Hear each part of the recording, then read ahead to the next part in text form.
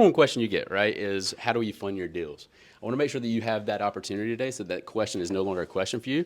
A good friend of mine, Erik Eichinger, is here today with iFund Cities, so I'm going to bring him up and let him tell you about himself. So, Erik, if you come on up, man. Give it up for Erik from iFund Cities. He has money for you guys.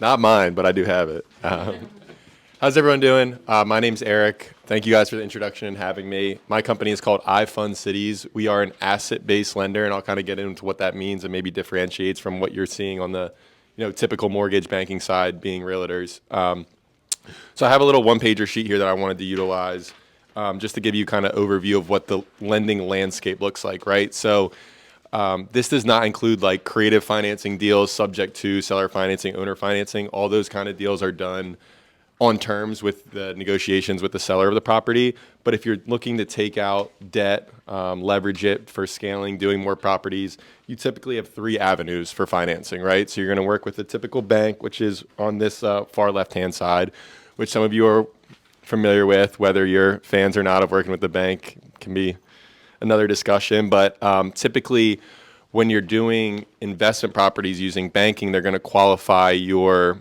buyers on debt to income, their job, W-2, pay stubs, things like that, right? So you're approving them based off a percentage or whatever their ability to pay you back as an individual. The big difference with us as being an asset-based lender is we could lend to somebody that is jobless, homeless, doesn't have a credit score, but they have a great deal, right? It's asset-based lending. Maybe it has a credit score, but not the most pristine, right? And the reason for that is our collateral as a hard money lender is the asset itself. So we, just for you guys, think of expanding your buyer pool to people that aren't just quote unquote bankable profiles anymore and trying to market deals to them, right? So you have an asset-based lending platform behind us where I'm not going to ask your buyer or whoever you're working with or you guys as investors yourself during our consultation at all, what's your job, how much do you make, blah, blah, blah. All I'm going to say is how much can you buy it for? What are you going to put into it, and what can you sell it for after, for a fix and flip? Or for a rental property, how much can you buy it for, and how much can you cash flow? That's the loan consultation, you're approved, right? So the same exact person with a borrower profile that has the same job, this makes the same amount of money, does this and that, can get approved for $100,000 on one deal, and that same day get approved for $1 million on a different deal, right? Which is much different than a typical banking platform. So you've got your banks on the one side, so they're always going to have the cheapest rates, right? But like I said, can kind of be slower to deal with. We're typically closing loans in like 4 to 7 days. I know most banks are probably like 30 to 90 days, depending on what you're trying to do. So you got banks on the far left side. On the right side, you've got your like hard money, private money lenders, which are going to be the most flexible, but typically most expensive. And we try to fit right into the middle. We call ourselves like institutionalized alternative money, right? So we're not like a zero documentation, like that hard money you think of where it's like, we'll drop a duffel bag outside of your porch with $50,000, pay us back in a couple of days. I'll take one of those. Yeah. But we do look at experience, how many flips you've done, if you're building a house for the first time, who the general contractor you're using, things like that, right? So it's more all asset-based driven questions that we're asking. So that's kind of the typical lending landscape. This could be a whole hour presentation if we really got into it, but just wanted to give you guys that of typical angles to look at. And then real quick, my next, if you flip this over, guys, I wanted to try to tie in what Jarrett and Marissa are going to talk about today to lending a little bit. And just how many people are familiar with the 70% rule when looking at investing? 1, 2, 3. Okay, cool. So this is huge, right? So you're doing all this. You're going to get the comps. You're going to learn how to run the comps. You're going to learn how to invest. But what do you do with that number then, right? Like, is it a good deal or not? That's the question at the end of the day that we're all asked to ask ourselves. Typically in lending, and this is not a one size fits all, but you want to be all in less than 70%, right? So Jarrett and Marissa are going to show you how to find comps. You identify a property where you can buy it for $50,000, it needs some work, and you can sell it for $100K. So you kind of reverse engineer your offer price or rehab cost from what you can sell it for in real estate investing, right? So if you can sell this property for $100K and the purchase price is $50,000. If it needs more than $20,000 of work, it's probably not a great deal. And the reason the 70% rule came to be in the first place was because lenders and you guys as investors yourself should want multiple exit strategies from properties, right? If it can't sell or the market tanks or interest rates go up, could you still hold it as a rental? Could you do an Airbnb with it, right? It's always good as an investor to have multiple exits from the property that you buy. Most lenders will refinance you at 70 to 75% of the value, right? So if you're buying this house for $50,000, it needs $40,000 of work. And Jarrett and Marissa told you the comps are it's worth 100. You're now all in for 90,000, and if it can't sell for 100, you're leaving money in that deal because most lenders aren't going to be able to refinance you up to that amount. Does that concept make sense? So it's important to kind of get this ARV, what we're going to show you today, and then show you how to reverse engineer how to make offer prices, how to get quotes from contractors and things like that. So once you take your number, just think today, when we run these comps, when they show these case studies, just try to think of 70% in your head and how they got to their offer price and how that deal made sense. So I'm going to hang around for a while. I'm super excited for this presentation myself. I'm going to get a lot out of Erik, it. are they allowed to refer their sales clients to you? Yes. Okay, Yeah. great, guys. So who has clients that bought primary residence? Hey, all of you. Congratulations, you're real estate agents. So one of the easiest things that I did to create repeat and referral business is just start helping people create investment portfolios. So you ask them, you say, hey, how many rental properties do you want to own over the next 10 years, and start helping them out. Hey, do you realize you don't have to do regular bank loans with 20% down? You can actually do what's called asset-based lending, meaning the property speaks for itself. So we find you a great deal, you can start building that way. Let's call Erik. Yeah, call me. You guys got that? Because I want you guys, yeah. this is going to be a very active working session. I want you guys leaving with things to do, right? So number one thing to do, go through your list of past clients and ask them how many, all of you, write this down. How many homes, how many rental properties do you want to own in the next 10 years? Great. I want to talk to you about some alternative ways to finance them where you don't have to put 20% down. Okay? Awesome. Sound good? And then my contact info is on page 2 here, guys. So send me a text or email if you guys want to ever grab a coffee and we can dive deeper into this, but I'll be happy to answer some questions in the back when this is over. So thanks again for having me. Thanks, Erik. Let's give Erik a round of applause. Yeah. We love Erik. He has the money, honey. Speaking of money, Jarrett. Yes. Yes. How many states? So Jarrett and I are business partners. We work on investments together. So how many states do we have buyers in? How many states are there in the country? 50. We have buyers in all 50 states. Okay, great. Thought so. And who wants to guess how many total buyers we have? Let me just throw out some numbers. How many total buyers do we have access to? 1,000. 100,000. 1 million. 1 million. What else? 3,500. All right, All Jarrett. right. You Yeah. gotta switch. You gotta switch your Yeah. spots. You're No, supposed, this- you're okay, supposed to be. I'm over here. You're supposed All to be right. standing on my left. Well, I should remember? have my dispositions manager in the back giving this answer to you guys, but we have 5.2 million buyers at the click of a button. Yes. We could go into detail about that, but We're not going to, don't- 'cause we're that's not going to. proprietary. Yes, But exactly. we have access, so that's what I said. What did I say? Attract more honey to your pots through the relationships, right? Yeah. You guys are now in a relationship with Jarrett and I. Okay, we have 5.2 million buyers in 50 states. Okay, so, and we just met Erik, who can loan you money. So that is why we just wanted to, I like to begin with the end in mind, because people are like, yeah, investment properties, great, of course I want to do it. How the hell do I do it? And I'm like, well, many, many ways. And today is step one, is you have to know if you've got a deal in your hand, because we see a lot of agents and beginner investors, they get all worried about how they're going to fund the deal. And it's like, that should be the least of your concerns. Concern number one is, do you know if you have a deal or not? So that's why Jamal's here to record this for us. So you guys can watch this over and over and over again. Okay? Step number one was being here, taking the action. Yeah. And I think too, to point that out, right, I coach a lot, so that's primarily what I do all day long. And I observe, right, there's two distinct groups of people in coaching. There are the observers and there are the action takers, okay? Who wants to guess who makes the most money?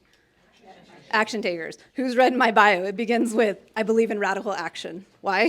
Because it gives me the time, money, energy to do what I want to do. So you guys are all action takers. This is the room we want to be in. So I always like to give you guys the agenda too. So we're going to do what we call walking the deal backwards. So that's that begin with end in mind. How would you describe that? Yeah, no, that's exactly right. I mean, every time I go into a property, I want to know where we headed. So we need to know where we're headed or what the end goal is. I always call this walking the deal backwards, because when I'm going through a property, and we're going to go through this in detail today, you'll get to see exactly how I do it step by step. I need to know what the house is worth at the end, right? Where am I going to be able to sell this at? Erik mentioned that as part of what they look for. You need to know where you're going. But when I'm doing this with agents, when I'm working with direct to seller, I will walk them through the deal so that I ultimately get to the price that I need to be at. And that way it doesn't come across as that lowball offer, as we'll call it. But it's we got a script for you guys for that too. The lowballs. We'll talk more about that.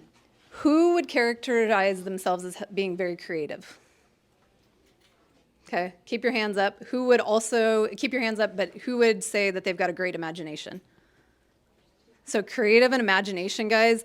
Deal structure is all about creativity and imagination. Most real estate agents have no creativity when it comes to investor deal structure and no imagination. So we're going to hopefully kind of expand your mindset on that. We're going to start by, I want you guys taking notes. We're going to be talking for probably, 20 more minutes. We're going to talk about creating maximum value, as is after repair value. We're going to give you BUBBA math because we also watch agents try to figure out what rehab needs to be done. We're going to make it real simple for you. So simple, in fact, that his Uncle Bubba can do it. That's it. He doesn't actually have an Uncle Bubba. But he could if I had one.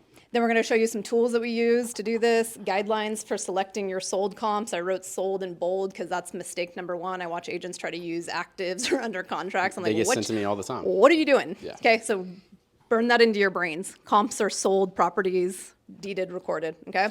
Then we are literally, Jarrett and I are gonna sit here like we do at the office, and you guys are just gonna observe us talking to each other and comping a property, okay? Just exactly how we would do it.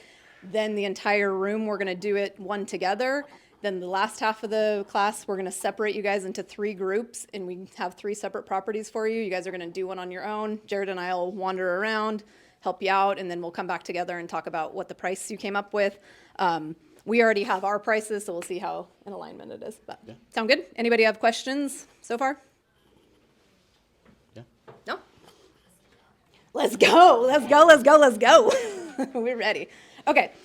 Creating maximum value. So what creates maximum value?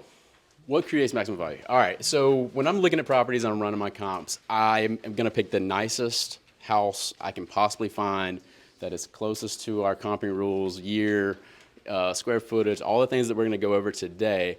But I need to see what that house had that my house doesn't.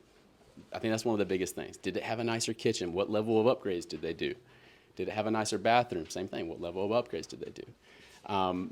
Those are the things that are going to ultimately bring my ARV up and know, again, where can I go with this property?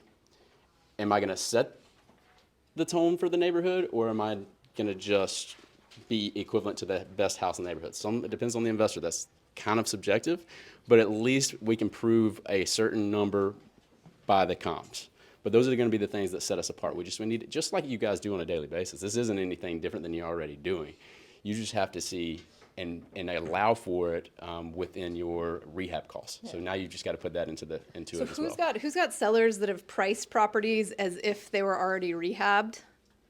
Okay, so that's maximum value. So that seller is already creating maximum value in their head. So think about it that way, right? So what I want to do is like reframe some of your experiences. Just use that, right? If a seller's like, oh, this is worth $1 million trillion, and you're like, well, actually, it's worth $100,000, right? What they're doing, they've created maximum value in their head based on something that may happen in the future, okay? So that's what did Jarrett just say? Like, maybe it's putting granite in, maybe it's doing a kitchen reno. We don't want to go down this far, but it could be you buy a property on a big lot, tear it down, subdivide it, right? You do some of that. Value of the dirt, yep. Value of the dirt, guys. That is a whole nother... that we are not touching on today. But. Whole nother rabbit hole, yes. But I make a note of that, right? If that's something that's interesting to you, every year I write down my 10 best investments like of all time, and usually about 5 of them are land plays, okay? Where you've just bought a dirt, done something, changed it. But. And I kind of already hit on it, but what is it going to take to get there? So again, you have to evaluate what's different in this property, and from there, what's it going to take to get there? Yep. Any questions on that? Okay, this one is super, super important. So you have to have 2 values when you're looking at investments. Okay, so one is the as-is value, the other is the after-repair value. Okay, and so what we're doing right now, we're just setting the stage for you. What creates maximum value? Do we have awareness that we need to know? As-is is simply, what is this property worth in its current condition? And then you do as is plus that creating value. So whatever you're doing rehab wise, that creates your ARV. And we're going to show you how to do that math. But what do you have to say about those two? No, it's extremely important. And a lot of times when I'm running numbers,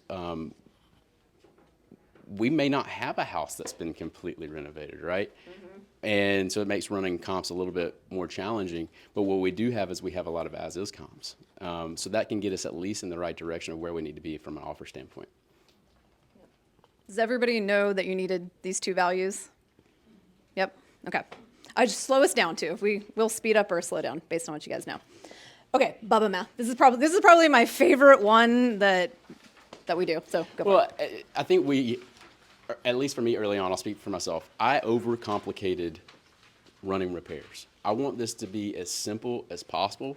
We can get caught up with how much a kitchen actually costs, how much a bathroom actually costs. And again, the furnishings are going to be different. So all that is a little bit subjective, but to stay out of your own way is what this is really for. Yeah, I'm actually pulling up the text messages that we sent to each other yesterday because I think this is important. I want you guys to hear how we talk to each other. So Jarrett says, I think one of the main points to get across is that it doesn't have to be overly complicated. Get close, right? Okay, and then I said, agree. Close enough, make the offer, get the counter acceptance, then and only then sharpen the pencil. You may repeat that? Agree. Yeah. Close enough, make the offer, get the counter or acceptance, then and only then sharpen the pencil. And I said, I watch agents obsess, never make the offer, or finally make the offer after obsessing to find out it's under contract already or not even in the ballpark for the seller. Make the fucking offer. Analysis. As fast as you can. Analysis paralysis. That's it. No, thank you. Analysis paralysis. That is exactly it. How many of you have been in that situation? How many of you have wanted to make an offer, but you got so caught up in repair costs needed to be that you didn't do Megan the thing? raised her hand. I know. I was like, okay. come on. Listen, me Some of too. you in I'm this room guilty. cannot lie to I'm me because you've called me guilty. obsessing and overcomplicating. I'm 100% guilty of this, especially early on when I was first starting. I would just spend hours trying to comp this thing, trying to get it perfect. By the time I got the agent on the phone, they'd already told me, hey, look, this is it's under contract. It was under contract 2 hours ago. Well, that's when I first found the property. But I could have spent 5 minutes comping this thing out really quickly, got the agent on the phone and made the offer, and potentially that house would have been mine. Yeah. So investments is a numbers game, right? So you also have to realize you're going to have to put out a considerable amount of offers to get one accepted, okay? Absolutely. So what we want to do here is give you the tools to feel confident to make the offers, right? Then what did I say? Once you're in counters and negotiation, then you can sharpen that pencil if, with the inspections. And Absolutely. And I should have mentioned this early on. I do a lot of off-market marketing, but I would say 60 to 70% of the deals I do are on market. You guys have MLS access. Y'all have more access than I do. I don't even have MLS access. I'm gonna show you we'll get to there in a minute. I'm gonna show you a tool that I do use, but you guys have the ability to see this stuff even really before I do. Y'all get to see the coming soon. I don't have that. That's how you're gonna beat me in this game, though. If you're gonna do on market, y'all better start looking at those. But yeah, so continue on with the BUBBA math. Keep it very simple. $20 a square foot, $40 a square foot, $60 a square foot. Live and breathe by these numbers. Who wants to do math? You have 1,000 square foot property. What is $20 a foot? 20,000. Okay. You got a $40 per foot. What is it? 40,000. You guys are math wizards. Okay, 60 times 1,000. Go home now. Yeah, we're out of here. See you later. Call us if you need us. 60 times 1,000. 60,000. Okay, yeah. So Jarrett, when do you pick 20, 40, or 60? 20 is going to be those paint, flooring, basic rehabs, right? You go in, you spruce it up, kind of lipstick rehabs. $40 a square foot is going to be add a kitchen to that, rehab in a kitchen, rehab in a bathroom, floors, paint. You're doing everything but moving walls at that point. If you need to get to moving walls, we go to the $60 a square foot. Now, there are obviously going to be some more nuances to it. Does it need a roof? Does it need an HVAC? And we'll account for those. But we at least get a good baseline of where we need to start. Yep. Those are going to be things you're going to find out during your inspection. Then you're going to renegotiate if you have to anyways, right? But you can get a base idea on what you need on rehab by the $20, $40, and $60 a square foot. Okay. So in summary, what is $20 a foot for? That is going to be flooring, paint, lower level rehab. Okay. What's $40 a foot for? That is going to be the same things. Add in a bathroom and a kitchen. Yep. No walls, right? No, Don't no, touch the not walls. moving walls. Don't touch the walls, guys. $60 a square foot is going to be like a gut job. We're moving walls, and you're doing the whole nine. Okay.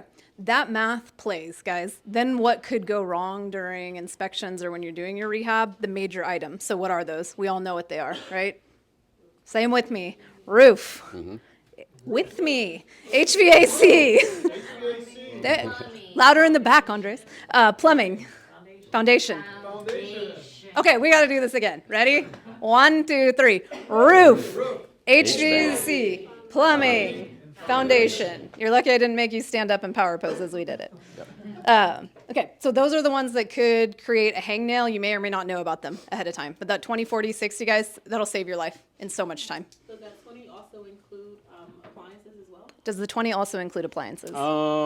Yeah, I mean, you can make an adjustment for that if you need to, but again, that's going to be subjected to what level of appliances you're going to put in there too. I mean, we can all go to Lowe's and pick up a $1,000 fridge, or we could get a $3,000 fridge. And by the time you add all that in there, it can be a little more subjective.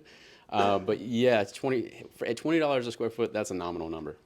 Adding the fridge and the appliances, I would say. I don't usually account for the appliances in that. That would be going into the kitchen probably with the 40, but again, it's kind of a nominal number. Yeah, guys, and you got to realize with But you're overcomplicating it already. No. Yep. Making sure I'm doing it wrong, 'cause I like the $20, Yeah. right? And then you just said like minor paint, flooring. I would personally think that appliances, most times you would need to update appliances. Yeah. Yeah.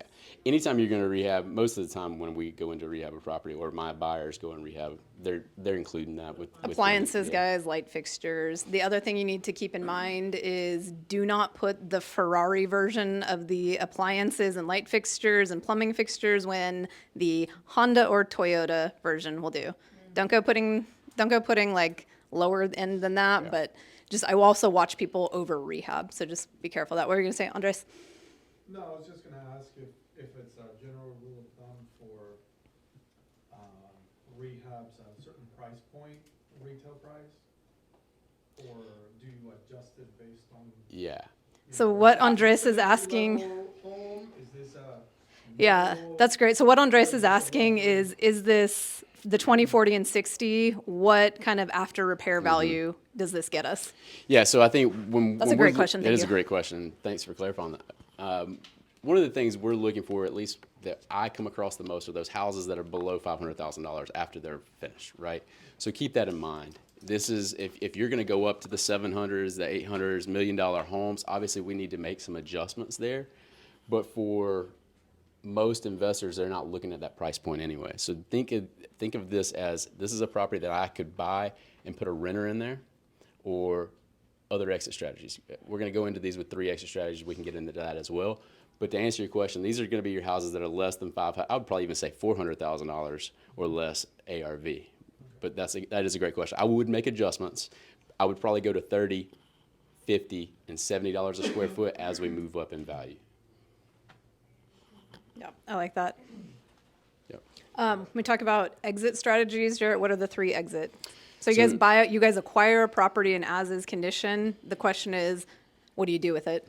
So what do you do with it once you own it? That's your exit strategy. And this is a talk track I have every time I'm talking to agents. Every time we're going to go into every property with 3 exit strategies. One, we're going to buy and put it in our portfolio. That's objective number 1, because we want to build wealth. Number 2, we're going to buy it, we're going to flip it, we're going to put it back on the market. Number 3, if this contract does not work for me, or this house does not work for me for whatever reason, I want to honor that. I want to close on this property. I may choose to assign this to one of our partners. Okay. There's your 3 strategies: buy and hold, buy and flip, assign. Yep. And us as real estate agents, I want you to write this down. Assignment gets a little tricky with our licensing. So what I want you to do is, it's called double closing.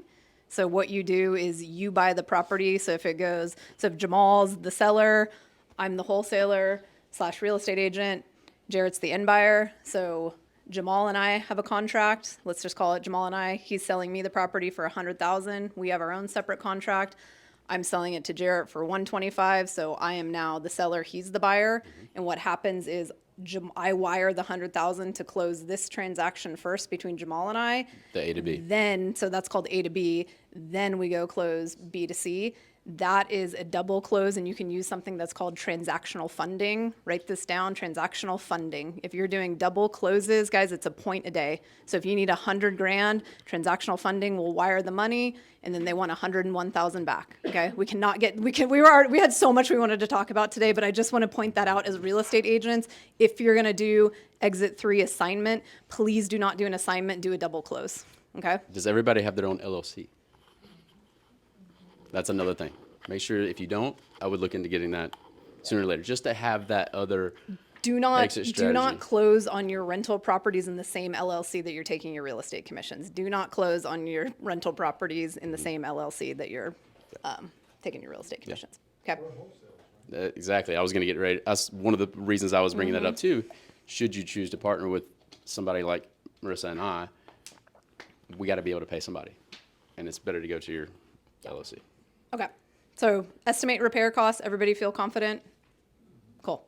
All right. So how do we come up with the as-is offer price? As-is offer price.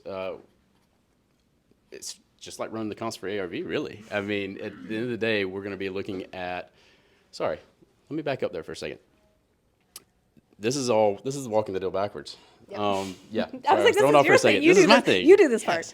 All right. So this, when we're trying to get to our actual offer price, the as-is value, we're going back to what I call walking the deal backwards. But we first have to find the ARV. We got to know what the house is worth. So once we know what the house is worth, let's use an example of $300,000. Let's use $100,000 because it was easier math for me. $100,000. Yeah, I don't want to get tricky here. $100,000. We have to keep a few things in mind. One, we've got closing costs that we have to account for, and we have a profit. We have to know how much do we want to make on it. Anything, this is a general rule of thumb, you might want to write this down, I would say. Anything that has an ARV of $200,000 or less, I run my numbers at 0.75. What does that account for? The 0.75 accounts for the closing costs on the back end, and it accounts for my profit. Anything above $200,000 ARV, you can run at 0.8. Now, these can all be changed, adjusted to market. This gives me the closest and best opportunity to get something under contract.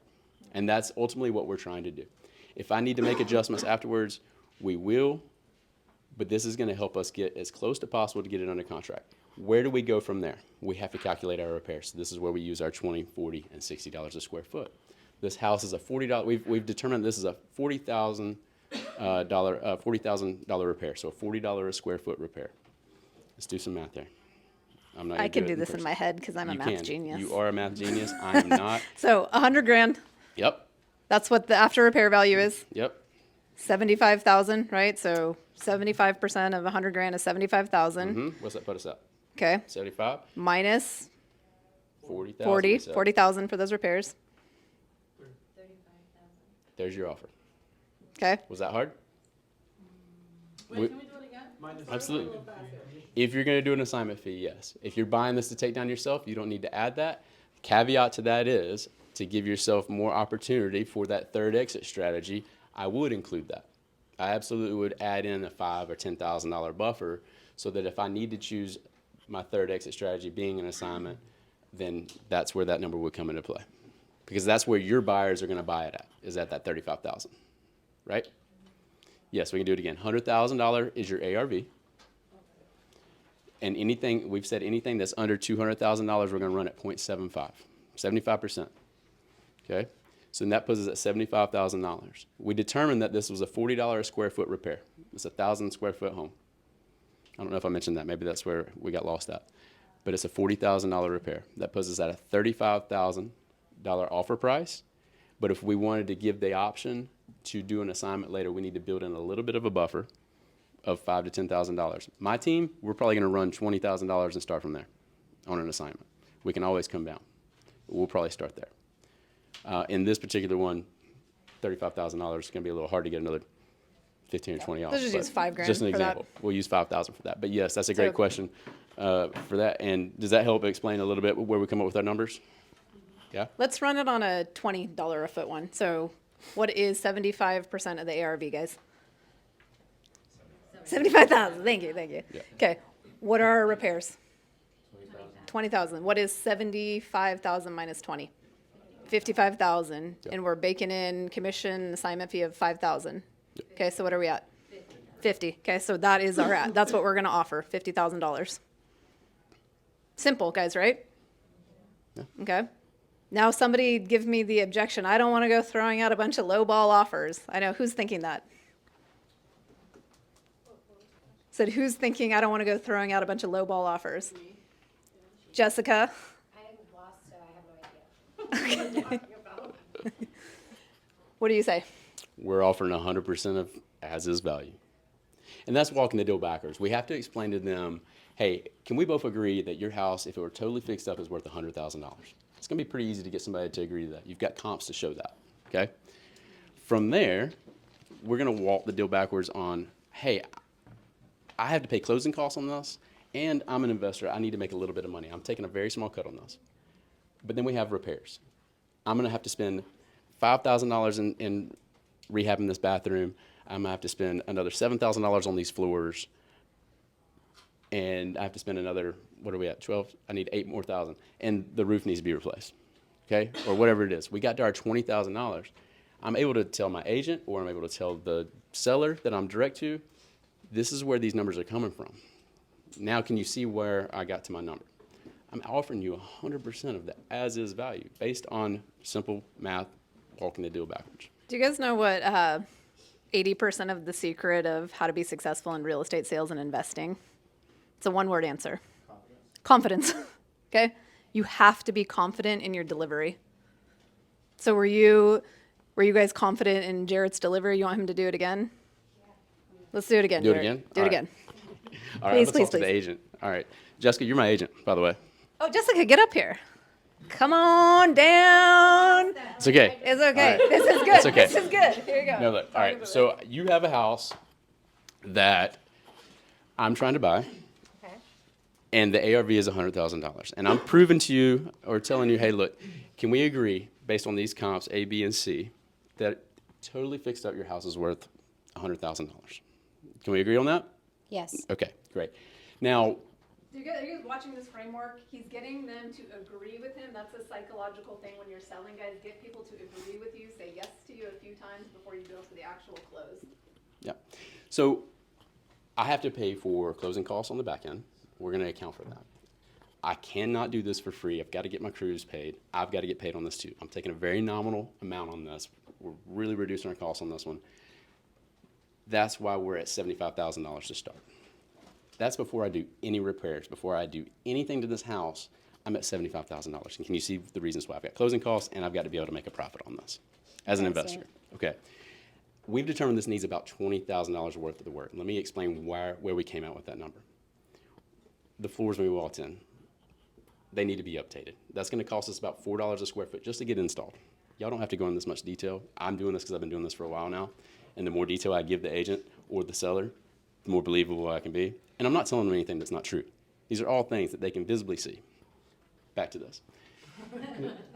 So we're roughly at about $5,000 for this house to get the floors all done. The bathroom back there, I know you saw it. That tile's gonna have to be replaced, get it updated. Remember the 3 comps I showed you, all those bathrooms were updated. We're gonna have to spend about another $7,000 there. And then again, the roof. I don't know where we're at on our numbers. We'll pretend we're at $20,000. But you see how, with all that done, we're at $20,000. We're at $55,000. I need to buffer just a little bit. I'm only doing a $5,000 buffer. That's just to keep me a little more secure because I don't know what's going to happen when we get into that bathroom. I'll take that risk. That's on me. Can we meet at $50,000? For those reasons, I needed that. Did everybody understand how I got there? That's the 100% of the as-is value. I got there because X, Y, and Z. But I showed the comps. I showed that I need to make a profit. I showed that I'm taking on the closing cost. And by the way, when I get done with this, would you mind listing it for me?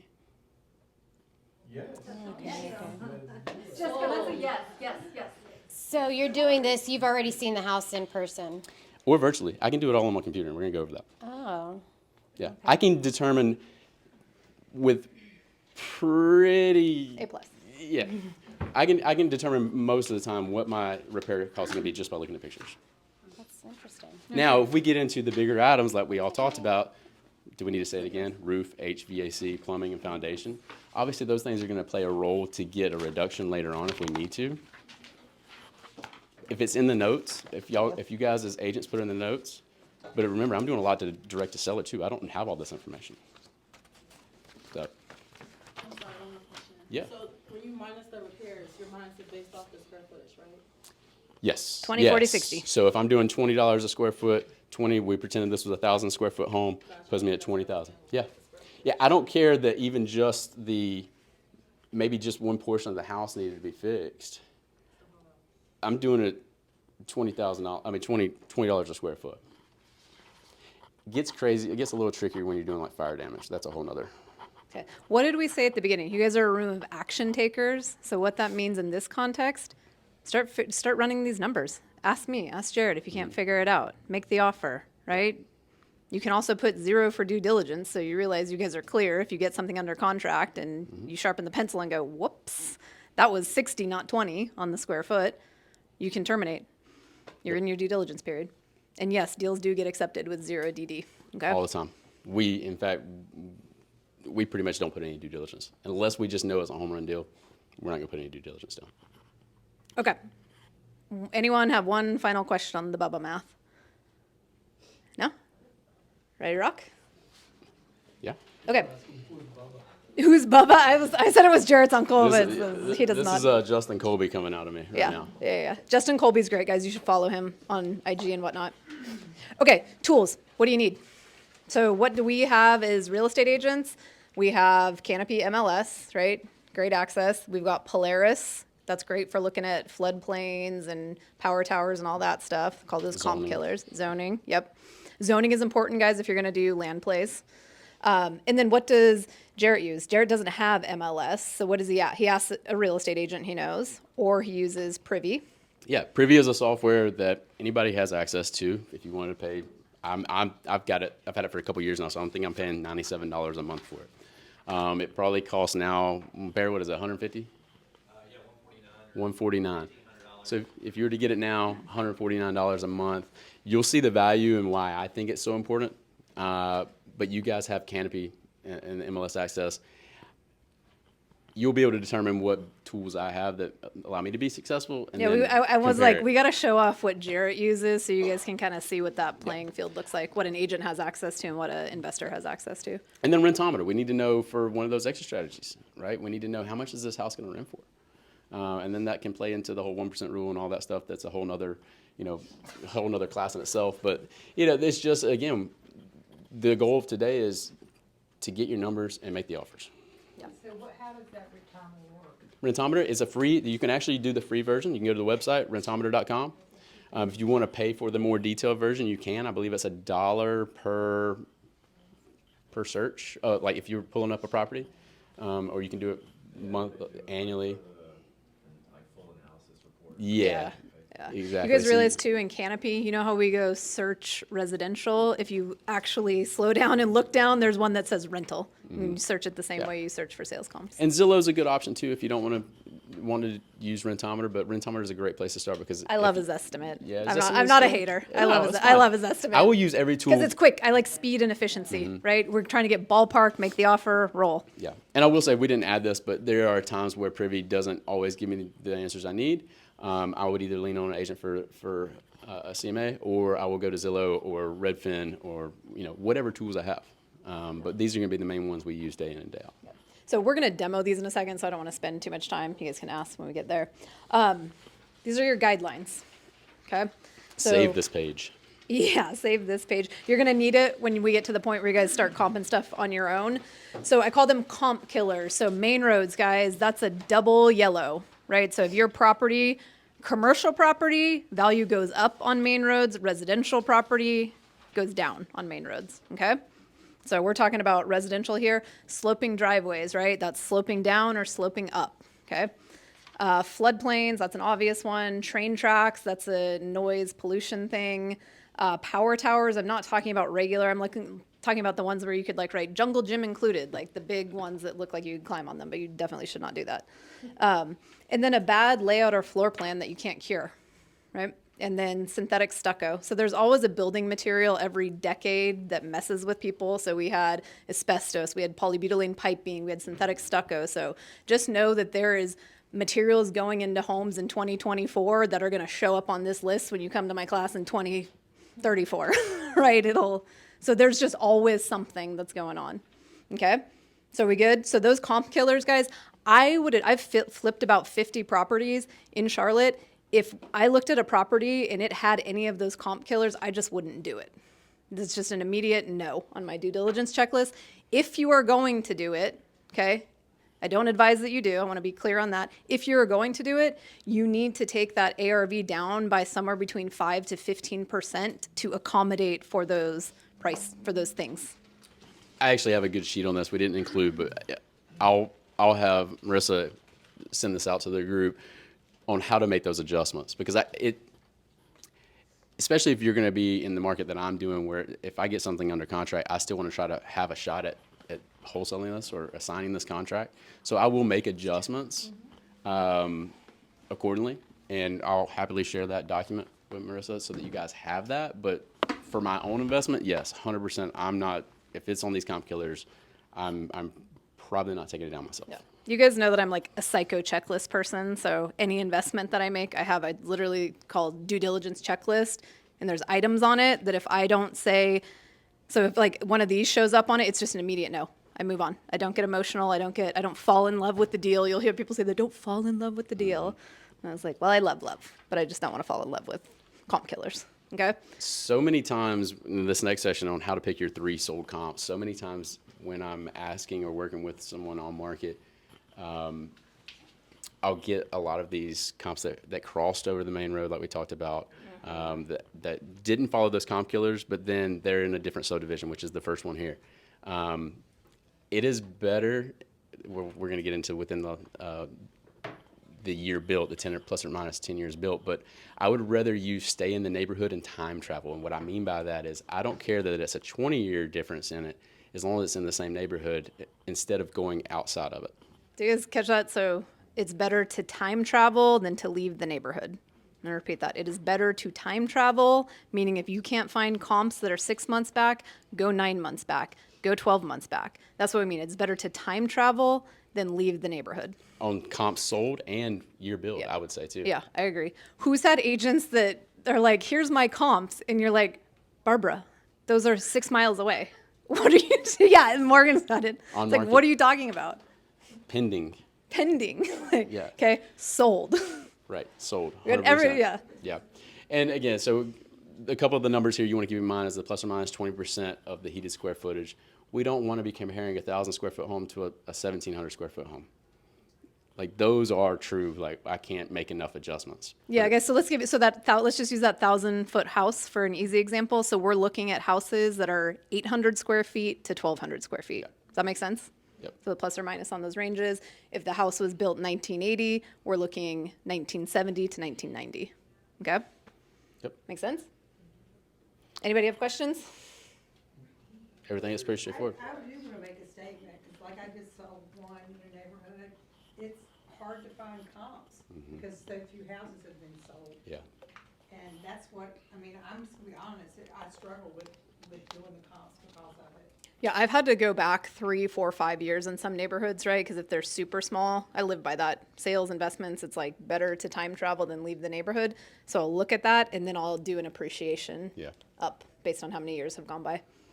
Do you guys do comps differently if it's a rural neighborhood? Do we do comps differently if it's a rural neighborhood? Yes. It gets and we are tough. not getting into that. It gets more subjective. It definitely gets more subjective.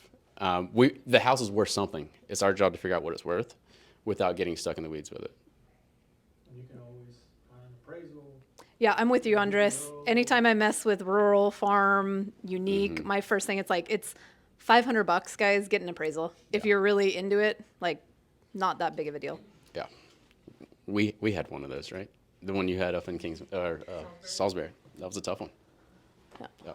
All right, so this sheet you're gonna need to keep. So this will help you with picking out your Laminate comps. it, hold it, Laminate keep it, post it on your Put a heart on it. windshield. Okay, so Appreciation, or are you just using like the tool and can't? Redfin, guys, I love Redfin. Just Google what is the appreciation year over year in 28227? Which is that's the, right? What is the appreciation in Charlotte, North Carolina? What's the average house price? You guys, as agents, let's stop hating on Redfin, Zillow, Great Realtor.com. Great tools, guys. Great tools. Use them. Yep. Okay. All right. So now we are going to get into the thick of it. So we wanted to kind of begin with the end in mind, give you guys the framework of how we're comping. So what we're going to do now, Jarrett's going to navigate the computer. I'll hold the microphone. You guys are just going to literally watch us. Don't say anything. Just pretend like you guys are a fly on the wall watching us do this. Okay? So we're going to comp one. You're going to watch us do one. We're going to do one together as a room. We'll ask you some questions, get some interaction. Then we're going to break you out into 3 groups, and you guys are each going to comp a property, and we'll come back together, see how you did. Okay? All right, we Right. just got this property in 412 North Vance Street. So let's Let's take a look check at it out. You might have to help me get to where we need to go. Yeah, so it was listed at 159. Okay, we got listed 159, okay, hold on. I'm going to take some notes Okay. on my yellow legal notepad that I think everybody should have. Okay, we got 2 beds. Who's everybody? I'm right here. Is that the one with your logo on it? All right, we got 1 story. We got 959 square feet. Built in 1948. Okay, got it. Perfect. All right, I'm going to go down. Let's look at the comps here. Let's look at the notes real quick. Home price to sell in West Gastonia, Fuse District. Okay. Can you go back and just click through the pictures for me real quick? Yeah, let's do that. That's a good idea. I should look at that. Roof doesn't look to be in bad shape. Looks okay. Yep, landscaping's rough. Probably get rid of that shed. Yep. Oof. Okay. Yeah. It's not bad. It's not terrible. It's not the worst I've seen. Floors just need to be redone. Look at that. Already has Yeah, that was the recess lighting. recessed lighting. Nice. Have you got the builder pack of the overheads? Mhm. Perfect. Oh, look at the kitchen. That's not bad. You could definitely throw a renter in here easily. Yeah, for sure.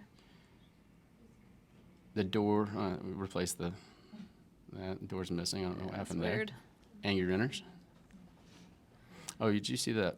They opened this wall up at one point in time too. Yeah, we better check and make sure there's a header up there. All right. Backsplash already done. I mean, I bet if we just painted those lowers white, it'd look okay. Maybe change the hardware. Yep. Under mount sink, if we can. I mean, Yeah, we I'd don't want to need look at the rental rates here too because Yeah, for sure.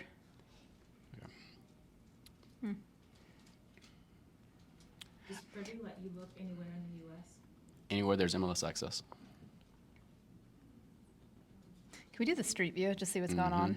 Yeah. You know how I'm always obsessing about what's going on in the neighborhood? Yeah. No sidewalks.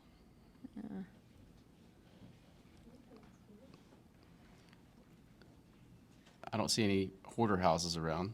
That's good. Yeah, I was like, I don't see hoarder houses, dogs outside, Yeah. trash in the yard. Let's go this direction just a little bit.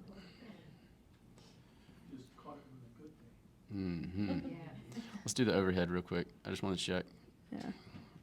Clearly, we weren't on any Yeah, just make sure there's major no. roads, but Do you see any railroad tracks or power towers or anything? You zoom out a little bit more. One more.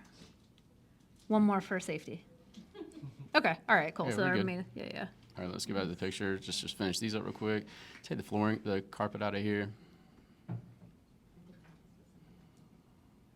Okay.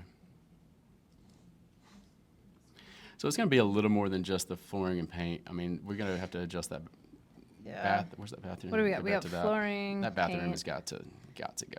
Yeah. Bathroom. Okay.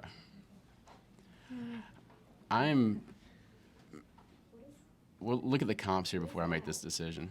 What was that picture? What was that picture of the Right here? room? This? Yeah, what is that? Missing the flooring. They took the flooring up and it looks like some sheetrock work. But is that a bedroom, a laundry room? Unsure.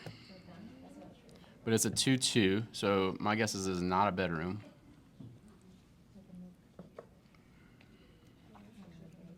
But it could be a really small bedroom with that fan in there. Yeah. This is one of the bedrooms. It's got the closet. Oh. I think the angle of the camera is just making this look smaller. They were trying to show where the bathroom was and the closets. So it's going to be a little off. but from this angle, you can see it's a little bit larger. Okay. Yeah. All right, so we don't have no comp killers on it. Mm-mm. Okay, laundry's in All right. there. Yeah, Let's neighborhood look looks down good. All right. I'm gonna go to the comps. Oof, okay. All right.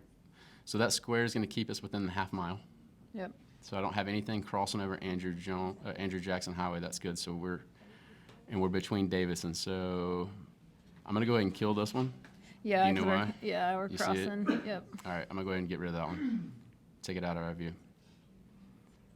Okay. Main road? Is that what you took it out? Railroad track. Railroad track. I can show you.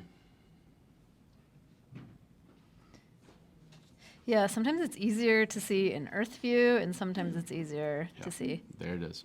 Yeah. So railroad tracks are easier to see with Earth view, and then the power towers are easier to see also with Earth view because it just looks like this abnormal, weird strip going through neighborhoods.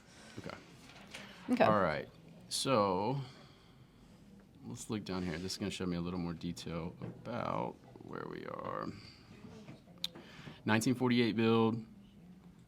That'll work. Yeah, what are we? So we are, Let's look at Robbins right here. yeah, we're 1948, so we've got 1938 to 1958 range on the year built we can go. Let's look at 1511 Robbins.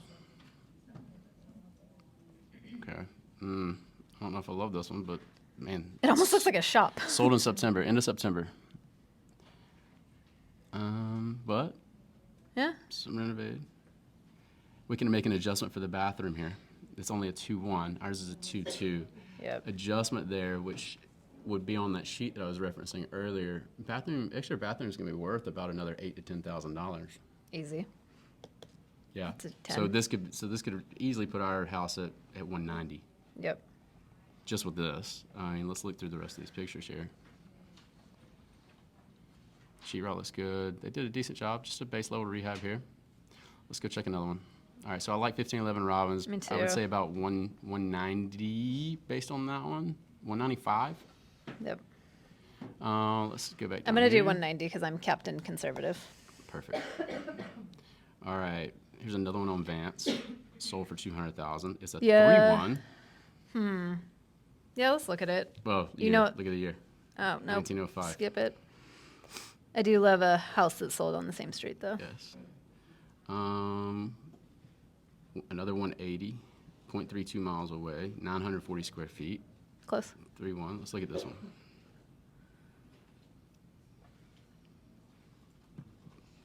Okay, It's nicer.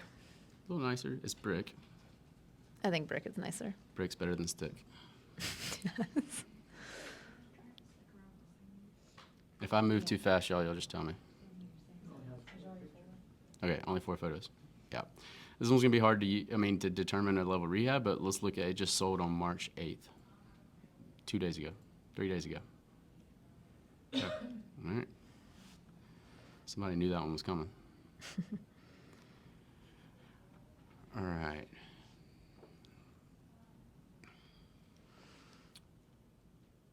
You're gonna be a little more conservative than I am on this one. I That's think. fine. You did. Yeah.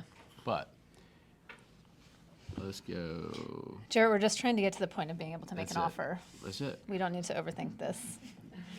You are absolutely right. All right, so I've got about $35 a square foot on my rehab. I did kind of an in-betweener. Yeah, I was wondering what you're thinking because I was like, it's definitely not 20, but 40 is getting a bit high. 40's high. Okay. And I think it's okay to make those adjustments. Yeah. 20, 40, and 60 get us in the ballpark, but you can do these little in-betweeners. Okay. So, Yeah. Let me do the math. all right, run it at 195. Okay, so we'll do 35 a foot, and it was 954 on the square footage, right? Mm-hmm.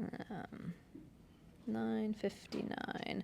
Okay, so we got 33,565 on rehab. Mm-hmm. Yep. Okay. All right, so this is below the ARV on this. We're calling 195, so we're going to run this at 0.75. Okay, so we got 195 times 0.75. Mm-hmm. Okay, so we got 146,250, and Yeah. I'm gonna take off our rehab, which was 33,565. Mm-hmm. So now we're at 112,685. Okay. So we're gonna offer at 112. Yeah, Offer at 112. yeah, let's do it. All right.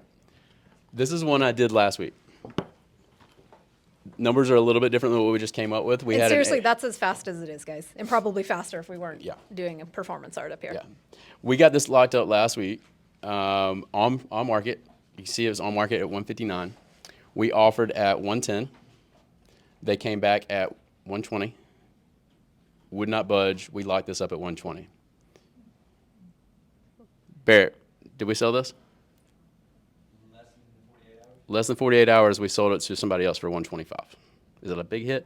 No, but we made the offer. It wasn't quite what we wanted. We wanted a little bit bigger spread. But we settled on 120. It's on the market for 160. We got a $40,000 price reduction because we asked the question. And we offered 100% of as his value. A little more on this case. Oh, yeah, sure. But yeah. So that's one. Okay. Okay. Real life Okay. story. It's closing on the 25th. On market, guys. So that's everybody's like, there's no deals on market. And I'm like, yeah. And you know what else agents do? They make mistakes. Like I bought one, you guys, some of you that are in coaching know about it, where it was like the agent had it listed as a 1-bedroom, but it was actually a 1.5. So I was like, well, thank you for the $35,000 favor in my direction, agent. That's it. You should come to coaching. You won't do stuff like that. Is this us too? Yep. Come Okay. with us. Perfect. All right. So guys, now we're doing one together. We're on Comp 1 with us, 265 Englehart Street, Charlotte, NC 28216. Okay, what's the first thing we need to do? Look it up, look it up. I've got it pulled up here. And what website are you using? This is Privy. So if somebody was asking where do I have access to Privy? Let me pull this up. Let me just. So guys, Privy has everything that MLS has. The only thing, well, there's two things he doesn't have. He doesn't have access to coming soon. So beat him to the punch and get your offers out when coming soon, or else his acquisition guy's going to do it. And the other thing is he doesn't have the agent remarks. But I know when it's like the agents don't usually make remarks other than like, thanks for showing. Yep. He was asking me, he's like, what did the agents put in there? I'm like, nonsense, in my experience. Do you see where the blue is? Unless they're amazing like Nelvia, and then they give you details. Everywhere the blue is where we currently have access with Privy using MLS data. Now, we can still run comps in other areas, but this is where the most accurate information is going to be. So I've already saved this. I've got a list over here for the comping course. Pull that up. Did you have a question, Andres? Yeah, the monthly subscription includes the whole country? Yes. Blue is the area that we have access to other MLSs in Privy. So all this information that we just looked up is coming out of Canopy. Can you list things? No. for sale? Not on here, no. This is just strictly, Andres, though, we've got an amazing spot you can. Okay. That you want to talk to Barrett, we'll bring him up here in a little bit. yeah. All right, which one are we on? We're on Englehart? Perfect. All right. Okay, so what's step one, guys? Can't see pictures. We want to look at the pictures? Rut-row. No pictures. Okay, so let's check for deal breakers. Yep, Kevin is right on. That's the first thing I do because I'm like, if I Actually, got, time out. I do have pictures. because I'm hold the like, I got the mic. I won't drop. I need your Dropbox. Here it is. No, is this it? You need my That's- Dropbox that's link? Clancy. That's Clancy. Okay. I have pictures. Yeah, so what Kevin's saying is the first thing I do is look for comp killers because I'm not going to do a bunch of work if one of those things exists. It's just an immediate no.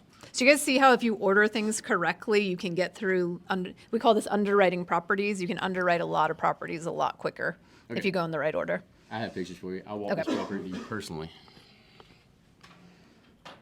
Okay, so first thing we're doing, guys, we're just looking for comp killers, taking a look at things, making notes, right? I'm like, all right, well, we've got an HVAC cage. That says safety to me.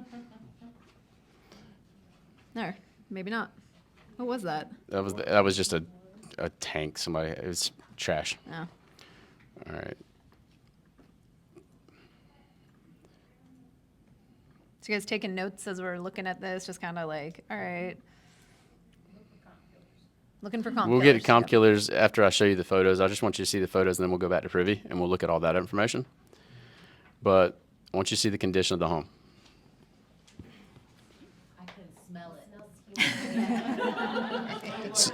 The morning I walked this, listen, the morning I walked this, the agent had given me the lockbox code, and the lockbox was underneath the carport, and I went to the front door. Thank goodness I went to the front door first, because the front door had been kicked in, and I wouldn't have known had I gone to where the lockbox was, and I know there was somebody in there. So check all the doors, point to that when you're walking properties, before you choose the one that has the lockbox on it. We should do a whole, like, Dear Marissa and Jarrett, what have you seen when you're Oh my walking gosh. properties? That would be I've made highly some of the- entertaining, and I I've- might cry. I've made some of the best There's money some- on these really bad ones, though. So, Some wild stuff. all right. So this is, you can get an idea of the condition here. It's not great. Yeah, but to me, I look at this, I'm like, whatever. It's It is. paint, it's carpet, guys. Like, this is the other thing, too, is like, don't let some grime and dirt freak you out. Yep. Because here's the thing, too, is even if these cabinets were in somewhat good condition and this was clean, it's all going to get replaced. And guess what? It costs the same amount to replace this as it does a cabinet that is in better condition. Still costs the same amount. All right, so we'll get out of this. You got a good idea of what the condition is. It's Everybody's not going to take fantastic. some notes about what we need. All right. We need a kitchen, we need some flooring. Yeah. So now we're going to go, let's go ahead and do an overhead view right here just so we can see. Is this on a slab? This is on a slab. What was the question, Andres? Windows were Andres fair. wants to know the windows in good shape. I They're would all say if you're flipping this and trying to get maximum value, May would replace some of them. If you're going to put a renter in here, they were fine. So we'll look at a street right. view. When do we decide if we're going to flip it, rent it, or assign it? I know. me Once the it's under answer. contract, guys. Well, yeah, there you go. Again, like, don't even go playing that game until you've got the property under contract. Then decide your exit. Again, I'm very math. Like, I literally have a degree in financial math and statistics, so I'm very much like process oriented, first things first. And if you do the right process, because people are like, how do you get so much done? I'm like, I have a process for everything, and I don't do a bunch of bullshit work unless I've gone through the process in correct order. So for me, I don't even play around with exit strategies till I've got the deal locked up. Yep. Yep. If you don't know what your exit strategy is gonna be, how do you know which financing? So if you don't have your exit strategy, so I don't even pursue financing or figure out if I'm going to pay cash or whatever until I've got it locked up. Because you guys realize this, first things first is we have to get the property under contract because that price will dictate your exit and your financing. That pending is not me on this contract. We didn't get it on this one. Yep, so So this this one's is not me. I listed- would have wasted all my time because I didn't have it under contract. Yep, so this one's listed at 235, guys. Yep. And I'm going to be really curious where this one closes at. I will keep So guys, close tabs just on to this. repeat that, figure out your exit and your financing after you're under contract. Like the day of, right? As soon as you go under contract. All right. So it's on a good street, quiet. Let me zoom out here. There's not going to be any major comp killers. It is really close to a high school, but it's a couple streets away. This is in 28216. Okay, so we got to write down our data points, guys. So I literally, these things like litter my life. Okay, so I'm just writing it down. 3 So- beds, 1 story. I'm writing the year built, 1,000 square foot. 1955. It's 1,000 square feet. Okay. How many baths? 3-1. Okay. So you guys got that? I wrote down 3 beds, 1 bath, 1 story, built in 1955, 1,000 square feet. Yep. So because we're on Englehart and not on Southwest Boulevard, I like Englehart. Yep. I don't have to worry about that. This would be a comp killer. This big school right here in front of us. Consider it a commercial property, essentially. I mean, you might as well look at it exactly the same way. And why, guys? It's a disruption to peaceful residential living, right? So you got traffic, you got school pickup lines, you got games, you got noise. But we're on one street over, so I don't consider that to be a comp killer. Yep. Repeat that, disruption to peaceful residential living? Yeah, did you like the Did you- theatrics of that? Thank you. You know how to trademark that. I know. All right. So we're going to go down here to the comps. Write that down, Nelvia. That's all. It's a good one. All right. So I'm going to go down to the comps. So we've already looked at the pictures. I'm going to go ahead and look. Okay, so we're half a mile, right? So we took the property, now we're a half a mile. We checked our comp killers, right? So now we're looking at this to be, before we even dig into the comps, are there any like geographically that we just need to kick out? That's what we're doing right now. So we're kicking out anything that just needs to go, Yep. which, So we can go in. What I like to do, let me see if I got my settings on here. I don't have it set to all. In Privy, if I'm having trouble running comps, I don't have a lot. I can press all, and it takes off some of these filters. It's going to expand it out to a higher radius, a wider radius. It's going to change it from a 15% plus or minus delta on the square footage. It's going to change the bed and bathrooms, but we have plenty of comps, so I don't need to do that. So I'm just going to go back to save. You guys can do all this in MLS too. Yep. And you're about to do it in MLS. Yep. So I'm going to start looking. What I like to go ahead and do is I like to go ahead and start looking at year. If I don't like one, I can go over to this little I and just take it out. This 2003 right here, I'm taking it out. I don't need it. Okay, do you guys know why? Why did he take out 2003? It's too new compared at 1955. Yep. 1935, probably going to take this one out right here. 1935 is also going. All right, the rest of them seem to be pretty What about close. the 1946? That's still in. Still in. I don't love it, but we'll keep her. All right, so now I'm going to go over square footage. Everything looks pretty good on Okay, the so square we're footage. looking for 20% of. 1,000. Oh, this is an easy one. So This we're is looking easy. 800 All to right. 1,200. And I'm going to go back up to the map real quick, just make sure that none of these were in the comp killer zones. Like, make sure it didn't cross over 85. Make sure it didn't cross over. Like, oh, here we go. Yeah, we got some. 80s forward. All Yep. these are gone. Boom, boom, boom. These are gone, even though I want to use them. I like the way the disappear feels better than the So now I've got a true idea of where I need to be. All right. Let's look here. Where's that? 2931 botany. I like the name because I like plants. All right, let's go look at it.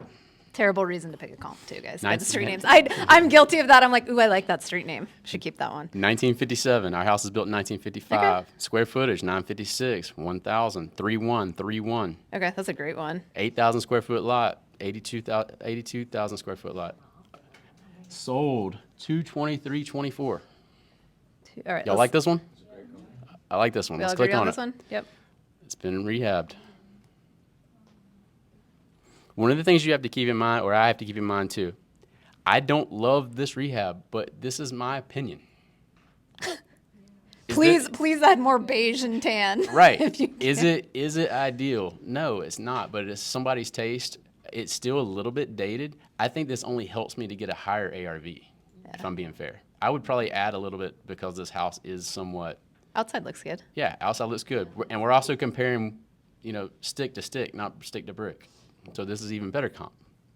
All right, so we're going to take this one out. Oh, no, I'm sorry, we're going to leave that one in. So 2931 botany. Let's go, let's look at here. 2851, let's look at this one. 4 bedroom, 1 bath, 1959, a huge lot. I'm going to be honest with you. Me personally, I don't care as much about lot size, especially if it's in a larger city limit. I mean, I really don't. If it comes to it in the rural area, maybe I'll take it into consideration, but Yeah, like square foot out of those metrics. It's like square footage, beds, baths, and then what am I missing? Your built. yeah. Those are I the most care about important. that number if I'm going to develop that land. Which That's is a whole nother class. we're not getting there, but Please. that's when I care about that number. If I'm developing that land, that is going to be a Yeah, huge lot number for size. me. So if you guys are into that, just ping in your brains lot size and zoning. Yeah. Those are the two first things you need to know. So let's look at this count from a couple standpoints. What was our bedroom count? We are 3 who 1? know, 3 beds, 1 3 bath. 1 bath. So this could technically still work. We just make an adjustment on it, right? Is it the most attractive on the outside? No. But let's dive Fun into fact, it. guys, blue houses sell for less. So if you ever have somebody with a blue house, don't know why, it's a thing. Okay, they didn't have matching floor, but this has been rehabbed. Yep. It is very much a rental grade rehab, but they did it. They've taken the time, Yep. added some money to it. All right, so let's make maybe a small adjustment for the bedroom. It's not going to be as nice of a adjustment as you would for a bathroom, which we would consider, in the $10,000 mark, 10 to 15 depending upon the size. I would make probably about a $5,000 to $7,000 adjustment on this, roughly, just to account for the bathroom. 245. Bedroom. Yeah, we'll call All it right. 245. All right, we got 2 comps. All right, so we got Botany Street. Mm-hmm. What do we say about that one? 225, and then we got Burbank Drive at 245. Oh, no, Botany Street is There it 269, 270. 260. What is it? Call it 270. 269. I'm gonna do 270 because Yeah. my brain likes that better. Mm-hmm. Okay, so guys, we're with us. Botany Street 270, Burbank 245. All right, let's We look need a at third one. Because we always need 3 sold comps. Let's look at this one. This one sold pretty high. Let's see what this one's got. It's a 2.2. So it's got 1 extra bathroom, 1 less bedroom. Or no, same bed. Sorry, yeah, 1 less bedroom. All right, let's go up here. 300. Okay, so this one's got 1 less bedroom and an extra bathroom. So this is a 2.2. We've got a 3.1. Very nicely done though. Looks good. Bless you. Open floor plan. The question you have to ask yourself is, do I have the square footage and do I have a layout that could get me this? We're adding value. Can we get to this? We have an extra bedroom. Could we turn that into a bath? And now we're in the same exact 2.2, right? So, Okay, creativity, imagination, guys. yep, Would you do that though? I absolutely would. Yeah. So guys, Absolutely. think about livability for your peaceful residential life. Is it peaceful to have 1 bathroom with 3 bedrooms? Hell no, that's not Yeah. peaceful. Okay, so 2 bath, way more valuable than a 1 bath. Sold in October, still within reason. Is it the newest comp we have? No, but it is the best done. This is our highest potential right here. We're Okay, not so when seeing we talk anything about else. creating value, like what is the best that you can do in this neighborhood? English Drive. I like these streets. Yeah. It's beautifully manicured, it Mhm. has the painted door, it has the curb appeal. Yeah, absolutely. I don't know what color it is, but I kind of like it. Nilvia is world class at writing her public remarks and listings, so you guys should go through and Yeah. stalk her listings and read what she writes. Yep. They always make me smile. So because I've dug into this one and we made an offer on, I had some additional information on this. So I also want to go over the as-is comps because I think that's important too, what in this neighborhood, what are houses that are in distress selling at? That's going to give me another reason to go to the agent and say, hey, look, this is what the market's telling me the houses are going for over here. So I'm going to click out of this one. We're going to keep this one as our best comp. Absolutely. We'll make a slight adjustment for the bathroom. I'm calling it 285. Yeah, that's good. I'm calling the ARV on this house 285. Okay. 280. We'll go a little conservative, 280. 280. So how our comp is 280, but our subject house is 280. Let's look at 2909 Southwest Boulevard. Let me pull that one up. Again, I had more time with this house because I'd already made an offer, 2909 Southwest Boulevard. Sold for 180. January this year. Does it look familiar? Does it not look just like our house? Similar condition, 3.1, or this is a 3.2, excuse me. 976 square feet, built in 1959. Has 2 baths. This house is arguably even worth more than our house. Sold for 180. What are we listed at? 239. 235. 235, Yep. sorry, 235.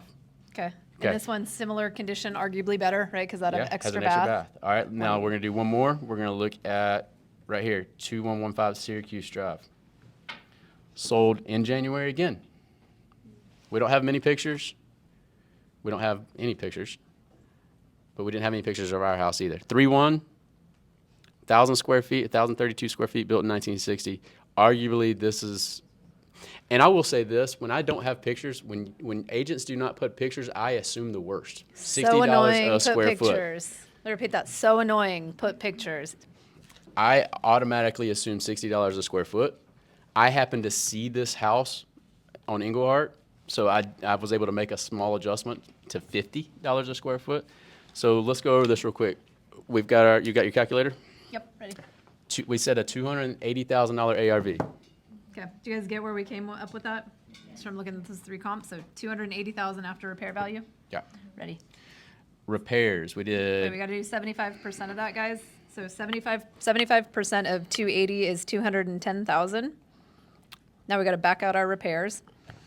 Who wants to pick? What do we think that dollar per foot is on these repairs? 60? It's a little less, but I put 60 because I'm adding 50. It was a good guess. Andreas was right. I did $50,000 on this house. Okay. So $50 a square foot. It was right at 1,000 square foot. Kevin, what question you have? Well, one of these, like in the same neighborhood, they didn't have look like that, like a window unit, so I don't know if Mm-hmm. that's so that could be. Yeah, and we had central HVAC on this one. We saw that in the pictures. Now, we're at $50 a square foot. I would have been at 60 automatically had I not walked this property. Okay. Yeah. So you guys, Because they didn't without have any pictures and pictures. walking, you got to assume kind of some Yeah. worst case. So again, I had an advantage on this house. I had walked it, got to see the pictures, but you got to see the pictures too. Okay. Bubba math. Guys, 280. What do we do next? 75%. Which is 210. Minus 50,000. How do we get the 50,000? $50 square foot. Times square footage. Great. Okay, so now what are we at? Minus 50. Which is? Somebody besides Jenny answer. 160. And I actually ran this at, I think, 80% ARV because it was above 200,000. Oh, should we do that? Try that. Okay, so 280, guys, times 80% is 224, minus our 50, We're close. 174. We offered 170 on this house. Okay, I have 165 as my offer. But that's the point. We were all in the neighborhood to make the offer. okay, so you get that? You didn't get it at once. We did not. We did not. We did not get it, and that's why I'm keeping close tabs on this because I want to know what it sells at. Okay, before we break them out into groups, tell them the story about the agent who's not here because we were gonna make her come up here. Oh, I got it right here. Hold on, I'll pull it up. We wanna share this tale, this cautionary tale with you. Okay. So somebody that's not here and will remain nameless until she decides to. All right. So send me this property. Let's look at the pictures real quick. So an agent in coaching sends this to Jarrett. Yep. Okay. And He's like- I run my numbers on it. We won't go through the details on all the numbers, but I came to the conclusion that I needed this house sold. I needed to buy it at $50,000. This is not me. I did not buy this at $50,000. Okay, so his Sorry, as I is. apologize. So I said I needed it at. Yes, I needed it at 50. Go ahead. Okay, so this agent sends it to him. He goes, he does his Bubba math and everything. He's like, I need it for 50,000. Agent says, We're gonna list it. Seller wants 75. I think we can get more. what happened? They sold it for 50. They And had to what list it. They had to go through all that, and it settled right where I told them I needed it. And Do you the didn't math. have any Closing costs. Do the math on what, even if she collected both sides of the commission at $50,000, $3,000. I had a buyer lined up at 75. I could have paid her $10,000. So this is that creativity, imagination, right? Okay, so that's a cautionary tale. Like going to market is not necessarily always the best play. And it was at 46 days on the market, which means even Yeah. more time.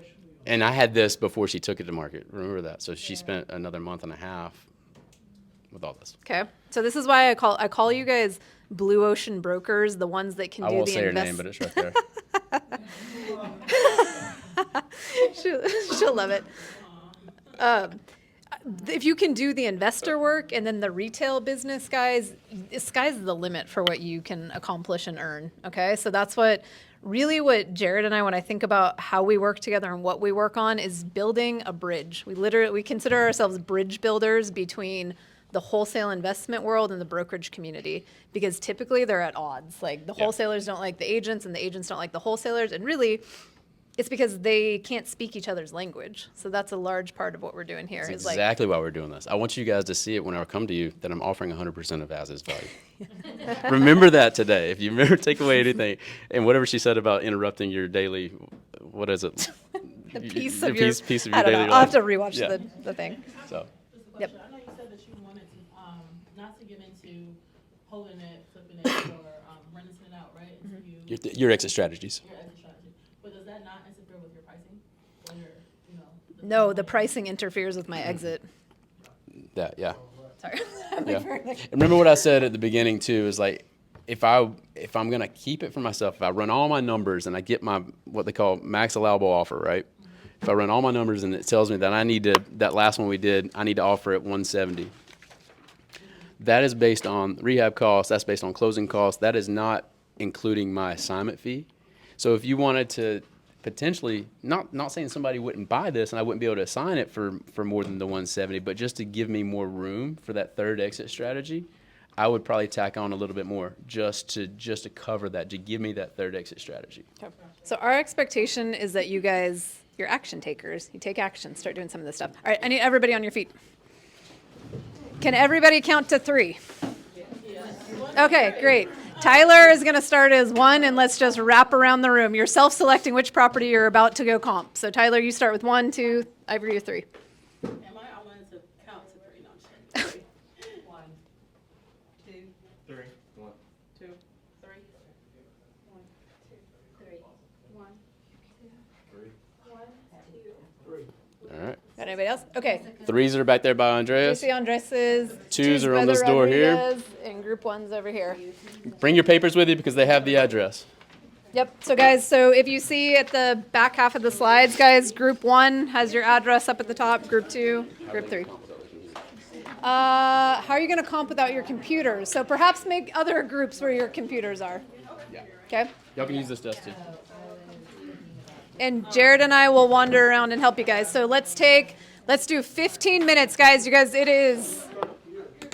guys have till, what time is it? 1:40. You guys have 1 till 1:45 to come up with your values. That is 3 times as long as it should take. Good job.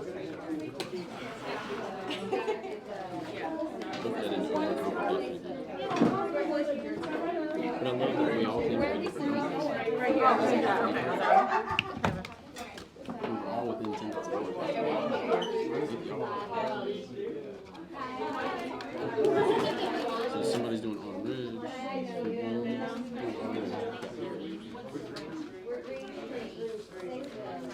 2's right here.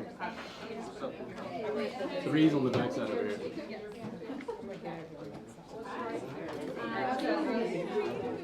And I have these already up over here.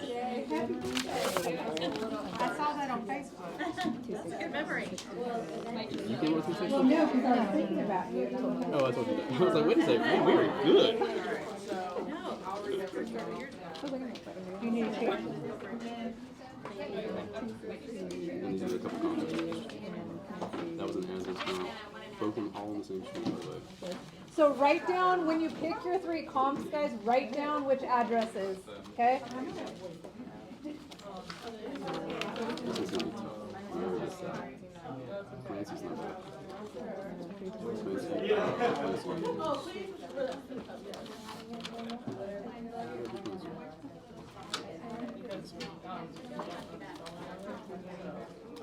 For each group, we're going to need to know your as-is, your ARV, your BUBBA math, and then I want you to say which 3 comps you picked. So we're going to need to know which 3 comps you picked, your as-is value, your ARV, and your BUBBA math. Okay, guys? In 60 seconds. I want to point something out to you. What I want you to do is be able to do this exercise in 5 minutes. That took you about 15. To give you some of my history, guys, I used to underwrite 100 properties a day. And if you do that math-wise, that ends up being about 8 hours. And yes, I worked 100-hour weeks my first 2 years in business and started with investment. So repetition and speed is just what gets this good. So we're looking for ballpark. So Kevin, I'm going to give the mic to you. You're going to have to ask. Yeah, what was the address? This is Autumn Ridge. Okay. So talk us through it. Okay, so after looking what else is in the area as an as-is, we came up around 180. There was one more property we actually find in a similar condition, same layout, all the good stuff. Okay, Tell us what the 3 comps are. So the 3 comps, we had 3343 Misty Wood Road Drive at 267, 3330 Pine Meadow Drive for 275, and 4623 Brenda Court at 275. Okay. You guys are great. Do you want to know what Jarrett and I think? What was your? Yep. Ready? Yeah. Okay. Close, guys. 166K on the as-is and 260 on the ARV. Okay, so we're about 15 off on that. And then what are we off on the 17? We had 42 in repair, so there's the $10,000 difference right there. Yep, and so you guys did your BUBBA math right, and then ours was 42. So that's the difference. You guys did great. Yeah, excellent. Nailed it. Really, really good. Round of applause. Thank you. Thank you, Kevin. One of the things that I did too on this to get to my as-is value, where I know where to make an offer as well, is 3321 Autumn Ridge Drive was both a comp on ARV and as an as-is because it was an investment property. They bought it at 170 and flipped it and sold it at 260. So that's another reason why you want to look. And I could show anybody in privy that I'm also looking at the houses that sold the ARV. What did they sell at before they were flipped? It gives me that as-is number so that I know as an investor coming in to make that offer if I'm in the ballpark. Okay, all right. Group number 2 had 9120 Clancy Place, Charlotte, North Carolina. Tell me what the 3 comps are that you used. We only used 2, unless you have another one in there. It was 6501 Farmstead Drive in Charlotte and 6407 Dwight Ware Boulevard. Okay. Yeah. And so we came up with our ARV of 290. Okay. We did the 80%. What was the 80%? 80% of the- ARV, yep. Yeah. So that's 232. And for rehab, we came up with 50 per square feet, Okay. giving us 63,000 for rehab, and then a buffer of 5,700. So we came up with 220. That's great. Yeah, Okay, really so you guys nailed the math. Yeah, your rehab is almost spot on. I had between 50 and 60K on there, so you're right at a little more conservative with the rehab. So rehab will put a heart around it. Okay, as is. What do we got? Let's do ARV first. Yeah, do ARV. 310? ARV was a little more subjective. Comps were a little tougher on this one, but again, having walked this property and know it, and there's new comps, we had an ARV of 310 to 320 on the conservative side, 310. Yep. Yeah. And then as is. And then we're gonna take the BUBBA math and minus that. We end up 180. being we're at, I'm we cheating. Were at I 180. have this reading. Yeah, we're at 180 on an offer price. I had this was marketing that I did off market. This was never hit the market. I actually locked this up at 170. Had it and I had a buyer lined up at 220. So did not close. We had title issues. It happens. But I had this locked up at 170. Yeah, was it the sister wouldn't sign on that one? Sister wouldn't sign off. Yeah, on it. so you can't do clear title. Yep. The heirs. All right, high five. Nailed it. Good job. Okay, guys, that was 15. We switch to the group 3. So group 3, you guys had the hardest one. I did. Okay, so group 3 is 526 South Green Street, Statesville, North Carolina, 28677. Andres, what are our 3 comps? 600 Salisbury Road, 640 East Front Street, and 646 Wood Street. Cool. And then walk me through as is, ARV, and Bubba. As is, I basically said as is, I didn't discuss it with the group because we're doing it rushing at the end, but is 85 or less, which is our maximum allowable offer. I wrote that wrong. ARV, conservative 200,000. Yep. Anything above that would not be good. 75%, 150, 50,000 in repairs, $15,000 wholesale profit, 85,000. Very close. We got one spot on. Do you want to guess which one? The repairs? 85. Okay, for the as is. 85. All right, high five. Yep. Good job. Nailed it. Clap for Andres in this group 3. Okay, this as is gets a heart. Jarrett, I got What was your ARV? 185 on ARV. What do you got? ARV, yeah, 185 to 195. We were conservative on this one. I didn't use Front Street. I didn't use Front Street because it being on the main road.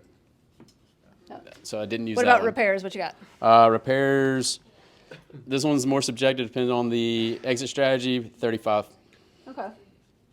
I use Front Street because Front Street, similar square footage, just a little bit bigger, half a bathroom less, sold for 199. Yeah. It actually sold over asking because they were asking 189. Yeah.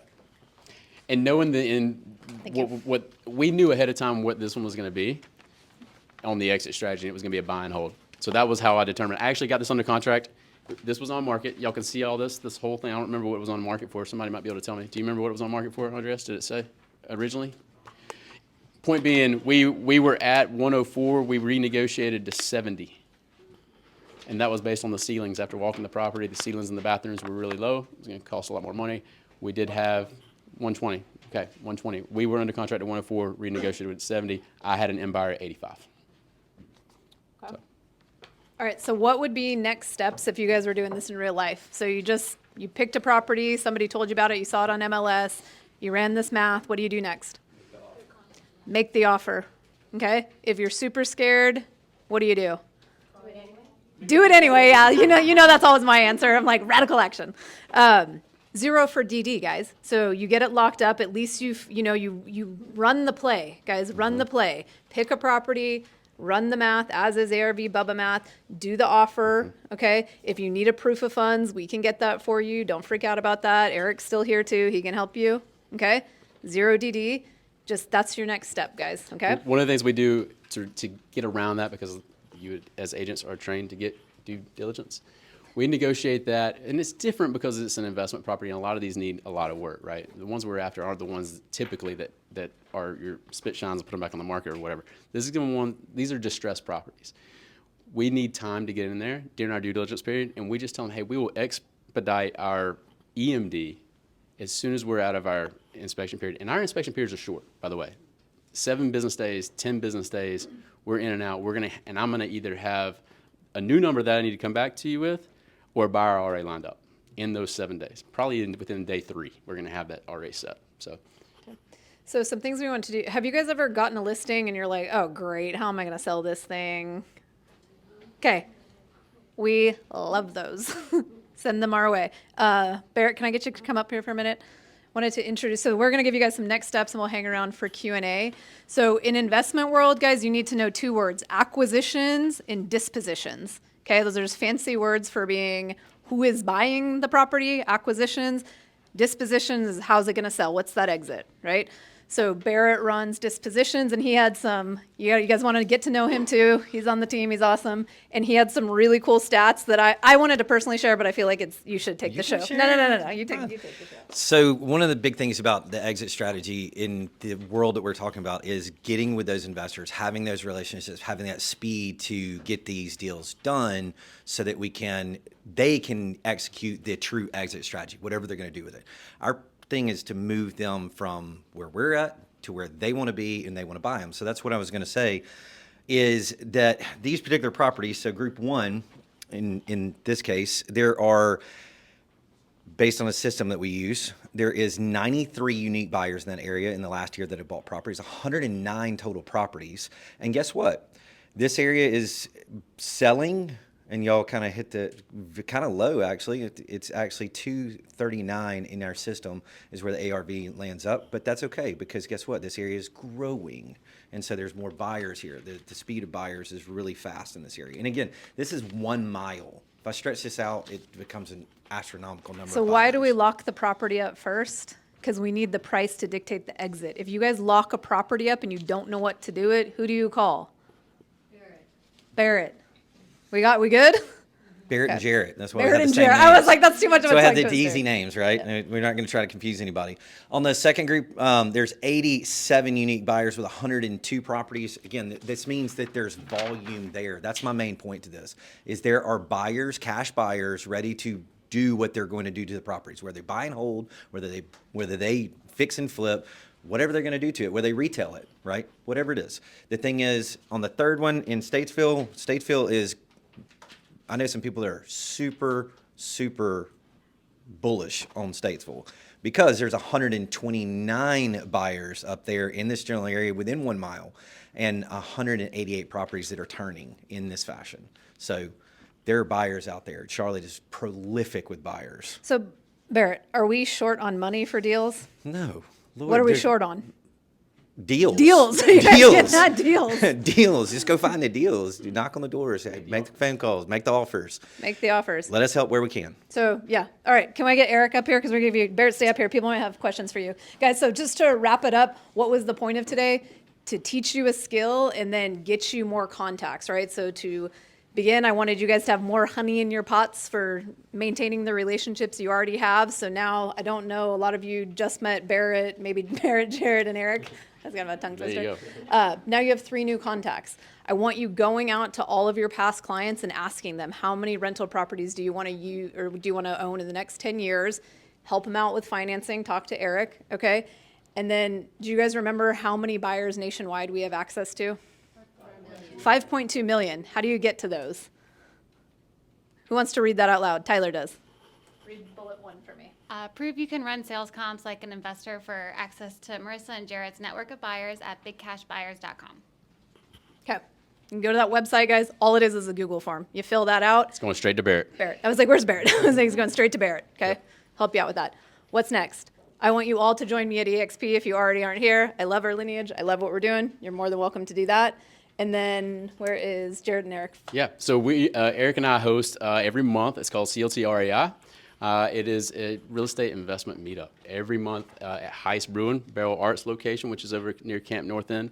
Our biggest goal here is just to provide value each and every month. We're going to have different talk tracks. This month we have 203K.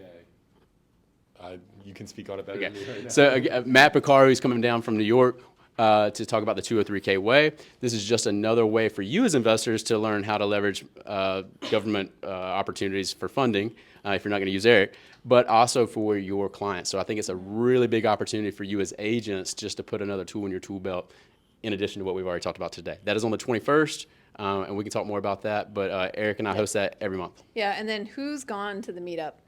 So I know, yeah. So typically somebody snags a table right up front so we can be perfect students, and we love it. So everybody's more than welcome. You guys can catch out on Eventbrite, and I'm sure Jarrett will email it out. But that's what we got for you today, and we'll stick around for some questions. Yeah. And Barrett, if you want to come back up here, somebody might have a question for you. Absolutely. So see Barrett for disposition, see Erik for funding. Again, we're going to be here until everybody has to head out. So if you have any questions, thanks for coming, guys. Was that beneficial? Wait. Do I have any deals right now? Barrett, do we have any? We just sold up one, and then we've got, in this area, 3. Seamus, my acquisitions guy, couldn't make it today. He's the one that I would have to ask for that, but I know he was working on 3 today. So, yes. Yeah, so if you guys personally want to buy properties, that's another. I know Jenny and her husband buy a lot of properties, so yeah, we can get you on that list. Thank you, guys. Thank you. Appreciate it. Thank you.